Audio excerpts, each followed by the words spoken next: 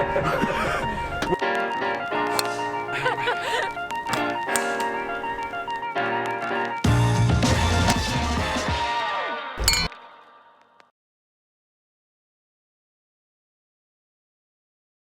guys, and welcome to a gorgeous sunny day here again in the UK. We're on a run at the moment, some beautiful weather. Hope you're enjoying it out there wherever you are in the world. If you're in the UK, let's hope you're making the most of it and not working too hard and getting out and playing some golf. So this week I've had a couple of requests to do some problem lies in bunkers, which as we all know can be complete card wreckers. We have Phil O'Neill, Wayne Dewey, and quite a few of you have mentioned and asked for some of these nasty lies. Maybe you just want to put me through some agony, but hopefully learn a little bit from this. The main thing with these shots more than anything is damage limitations. So it's not all about kind of getting up and down out of a plugged hoof print. It's more about hitting the best shot you can out of there and assessing the situation as best you can to make at least get down in 3 from that position. If you can get up and down, that's fantastic, but generally speaking, you don't want to be scared about the shot. You want to have the right technique, because if you've got the wrong technique out of these shots, it's a disaster. It's almost impossible to get it out, which is where some of you guys possibly are going wrong. So check out these tips, hope you enjoy them. Okay, so here we have it. We've had the our shot come into one of these bunkers and it's plugged. Okay, it's a pretty nasty lie and it is unlucky. Some courses it happens on more than others, so if you're one of those courses, you do want to practice this shot, have it in the bag, because it can be a disaster if your technique is wrong on this one. The first thing I've got to say is, with our wedges these days, this is a 60-degree wedge, but it could be a 58 or 56 even. There's often quite a lot of bounce. There's a lot more bounce than they ever used to have, and people are loving having huge bounces on the bottom of their clubs. Now that's quite nice when you've got the perfect sand in your bunker and you're lying perfectly, that's superb. But it's the exact opposite of what we want if we're in like a poached egg or a plugged lie as we've got here. So the most important thing with these shots really is to not have that bounce at all, because we want to cut into the sand. And as you can see here, so the main thing with this ball is what we're going to do is we're going to cut into the sand about an inch behind the ball, and because of that front lip of the plug, that is going to actually bounce the ball up in the air. We're not going to bump it out like we would a normal sand shot and use the bounce at the bottom for our club to kind of not dig into the sand and just take a nice smooth puff of sand. Here we're trying to actually cut into the sand to try and help lift that ball out of this bad lie. And the way we're going to do it, certainly with this is one with a lot of bounce on. So you do want to practice this, maybe out on your golf course when you're next in a bit of a bad lie, or just jump into a bunker where you think you might plug. There's kind of ones that you know where you'll plug, the ones where you're going to hit sort of wedges into and there's a particularly soft fluffy amount of sand. But in this case I've just done this one for now. Now what we're trying to do is the exact opposite of using the bounce. We want to eliminate the bounce completely, so we're going to close the club face. Quite a lot actually, because there's still a fair amount of loft on this club even with the club face closed. And this shot is not going to kind of bounce out high with a lot of spin on it. It's really going to be kind of an ugly little low shot, which we're going to get out first. So you just want to get out the bunker and onto the green. So you know, that's the first one. If you've got a high level of skill, you can start looking at trying to get up and down, but it really is dependent on how bad the lie is and what the run of the green is and where the pin is obviously, and what the risk reward is. With this one, I've just got a fairly straightforward bunker shot. There's nothing really in the way.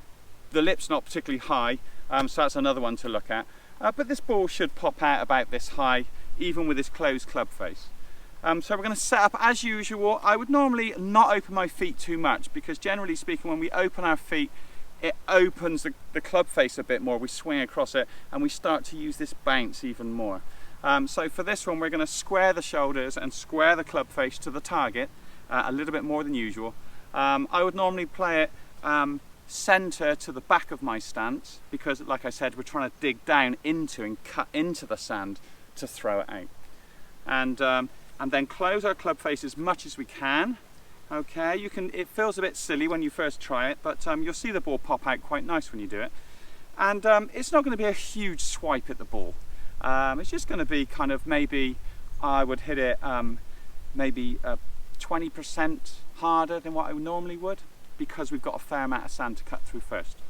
But it will come out and you don't have to worry about it. Nice and square to the target. The club face is nice and closed, and we're going to do the normal bunker shot. Hit it about maybe an inch behind the ball. Here we go.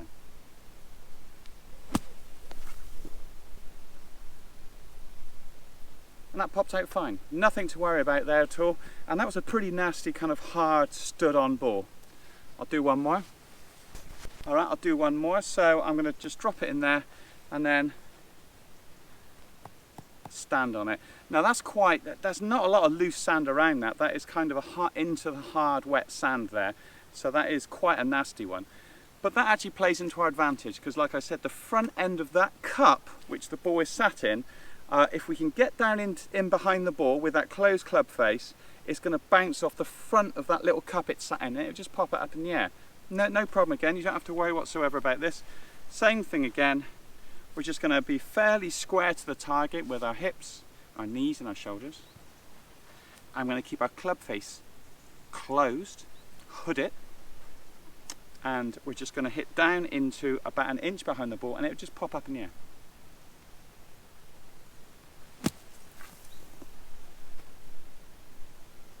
Those really weren't too bad, to be honest. That's two quite nice shots there, and left myself with a couple of sort of nice uphill putts. Now, I'm not saying that you have to get up and down with these.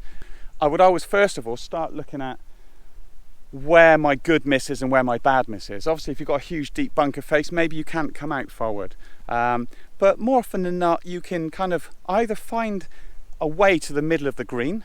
Obviously the pin's going to be on the green, so as long as you're somewhere near the middle, you're not going to be that bad, and try and make up your putt. Hitting a high tariff plugged bunker shot is not the battle you want to take on. You know, it'd be nice. With that one, it was quite an easy shot. It wasn't too bad, as you can see. It's just kind of a little shallow bunker shot, but it was plugged pretty hard, and it popped out with a nice amount of control. It was no stress at all. No real worry, but it's keeping that club face closed. And even with that club face closed, can you see that both of those balls actually miss slightly to the right? You'll be amazed how closed you can have that club face and it still pop out quite nice. Obviously, you're going to look at every situation differently. Sometimes you can't play the little chunking runner, which is what I did there. Sometimes you have to get it out some way or another and hit it a bit more of an explosive shot. But it's the same technique. It's the same closed club face. Don't use the bounce on the club, because that bounce will just absolutely kill this shot. You'll end up kind of hitting it halfway up the golf ball, and it just will not come out. It'll be horrendous. You'll hit the lip and it'll be terrible.